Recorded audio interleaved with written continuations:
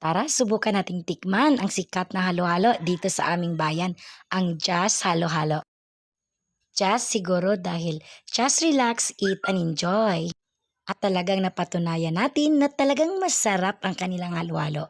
Ayan no, enjoy na enjoy tayo sa ating pagkain ng halo-halo na yan. Ang sarap, ang lamig, super creamy with masarap na leche flan yan guys. Nakakalimutan ko tuloy ang mga bagabag sa aking isip at damdamin. Ang sarap naman ito. At ito pa, tikman din natin ang kanilang banwich na tinatawag na egg banwich. Sakto lang ang lasa dahil hindi nga ako fan ng mainit na pagkain. Pero inubos ko pa rin kasi ang sarap ng ating halo-halo.